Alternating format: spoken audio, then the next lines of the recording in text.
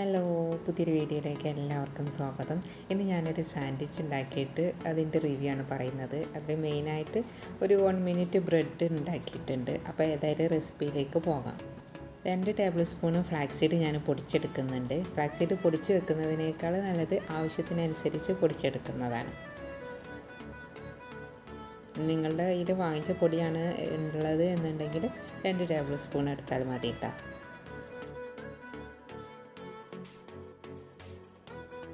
ഇപ്പോൾ ഇത് നന്നായിട്ട് പൊടിഞ്ഞ് കിട്ടിയിട്ടുണ്ട്. ഇനി ഇതിലേക്ക് ബാക്കി കാര്യങ്ങൾ ചേർത്ത് കൊടുക്കാം. ഒരു കോഴിമുട്ട പൊട്ടിച്ചൊഴിക്കാം. ഒരു 1/4 ടീസ്പൂണ് ബേക്കിംഗ് പൗഡറും ഒരു പിഞ്ച് ഉപ്പും ചേർത്ത് കൊടുക്കാം. നന്നായിട്ട് മിക്സ് ചെയ്യാം. ഞാൻ ചേർത്ത് കൊടുത്ത ബേക്കിംഗ് പൗഡർ കുറച്ച് കുറഞ്ഞു പോയെന്ന് എനിക്ക് തോന്നി.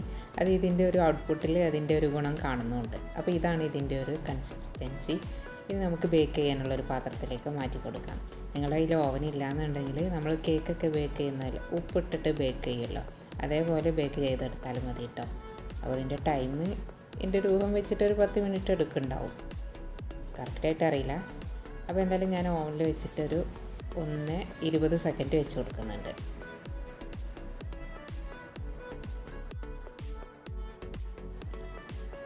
ഒരു മിനിറ്റ് ആയപ്പോൾ തന്നെ ഇത് ബേക്കായി വന്ന നല്ല സ്മെല്ല് വന്നിരുന്നു കേട്ടോ. അപ്പോൾ ഇതാ പുറത്തെടുത്ത് കഴിഞ്ഞപ്പോൾ നല്ല പെർഫെക്റ്റ് ആയിട്ട് വേവായിട്ടുണ്ട്. തൊട്ട് നോക്കുമ്പോൾ മാവൊന്നും ബാക്കിയില്ല. ചൂടാറിയതിന് ശേഷം നമുക്കിതിൽ നിന്ന് എടുക്കാം. ഞാനൊന്ന് നടുമുറിച്ച് നോക്കാം. നമ്മൾ സാധാ ഒരു ബ്രെഡ് പോലെ അത്രയ്ക്ക് അങ്ങോട്ട് സോഫ്റ്റ് ഒന്നും അല്ല കേട്ടോ. അപ്പോൾ ഇനി കഴിച്ചിട്ട് എങ്ങനെയുണ്ട് എന്നുള്ളത് പറയാം. ഇതിലേക്ക് വേണ്ടിയിട്ട് ഞാനൊരു സിമ്പിൾ സ്റ്റഫിങ് വെച്ച് കൊടുക്കുന്നുണ്ട്. ഫ്രഷ് ക്രീമാണ് എൻ്റെ കയ്യിലുള്ളത്, അത് നന്നായിട്ട് അപ്ലൈ ചെയ്ത് കൊടുക്കുന്നുണ്ട്. മയണൈസ് ഉണ്ടെങ്കിൽ അത് ചേർത്ത് കൊടുക്കാം. മയണൈസ് ഇല്ല, ഇതേപോലെ ക്രീം ചീസോ ഫ്രഷ് ക്രീമൊക്കെയാണ് ചേർക്കുന്നത് എന്നുണ്ടെങ്കിൽ ഗാർലിക് പൗഡർ മിക്സ് ചെയ്തിട്ട് ചേർത്ത് കൊടുക്കാം കേട്ടോ. പിന്നെ ചെറുനാരങ്ങയും ഉപ്പൊക്കെ ചേർക്കുമ്പോൾ ഒരു മയണൈസിൻ്റെ ടേസ്റ്റ് കിട്ടും. പിന്നെ ഞാൻ ഹോം മെയ്ഡായിട്ട് ഉണ്ടാക്കിയ ടൊമാറ്റോ സോസ് കൂടെ ചേർത്ത് കൊടുക്കുന്നുണ്ട്. ഇനി ഇതിനകത്തേക്ക് നമ്മുടെ കയ്യിലുള്ള സ്റ്റഫിങ് വെച്ച് കൊടുക്കാം.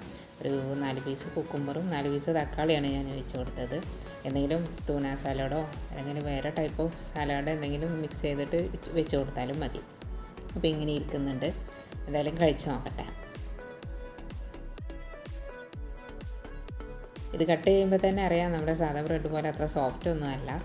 കഴിച്ച് നോക്കിയപ്പോൾ കോഴിമുട്ടയാണ്, ഫ്ലാക്സീഡാണ് ഇതിലുള്ളത് എന്നൊന്നും നമുക്ക് മനസ്സിലാകില്ല. ആ ഒരു ടേസ്റ്റേ അല്ല. പിന്നെ എനിക്ക് തോന്നി ഇതിനേക്കാൾ കുറച്ചുകൂടെ നല്ല സ്റ്റഫിങ് ഇതിനകത്തേക്ക് വെച്ച് കൊടുക്കാമായിരുന്നു. ഞാൻ പറഞ്ഞതുപോലെ മയണൈസ് ചേർക്കായിരുന്നു, അപ്പോൾ കുറച്ചും കൂടെ ബെറ്റർ ആവുമായിരുന്നു എന്ന് തോന്നി. ഇതൊരു ഭയങ്കര പെർഫെക്റ്റ് എന്നൊന്നും പറയാൻ പറ്റില്ല. ഇതിനകത്ത് വെച്ച് സ്റ്റഫിങ് ഒരു 50-50 അത്രേ നമുക്ക് മാർക്കിടാൻ പറ്റുള്ളൂ. ബ്രെഡിൻ്റെ കാര്യത്തിലാണെങ്കിലും സോഫ്റ്റ് ഇല്ല എന്നതൊഴിച്ചാൽ നമ്മൾ കഴിക്കുന്നത് ഒരു മുട്ടയുടെ ടേസ്റ്റോ ഫ്ലാക്സീഡിൻ്റെ ടേസ്റ്റോ ഒന്നും വരുന്നില്ല കേട്ടോ. ബദാം പൊടിയൊന്നും എപ്പോഴും നമുക്ക് വാങ്ങിക്കാൻ കഴിയണമെന്നില്ല.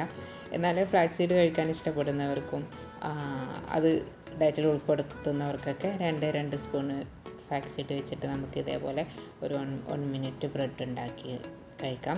എപ്പോഴും മുട്ടയുടെ ഓംലേറ്റ് അല്ലെങ്കിൽ പുഴുങ്ങിയ മുട്ട ബുൾസൈ അതൊക്കെ കഴിച്ച് മടുക്കുമ്പോൾ തീർച്ചയായിട്ടും ഇത് ട്രൈ ചെയ്ത് നോക്കാം. ആ ഒരു കാറ്റഗറിയിൽ വരുന്ന ഒരു ടേസ്റ്റേ അല്ല നമുക്കിവിടെ കിട്ടുക. അപ്പോൾ അത്രയൊക്കെ ഉള്ളൂ.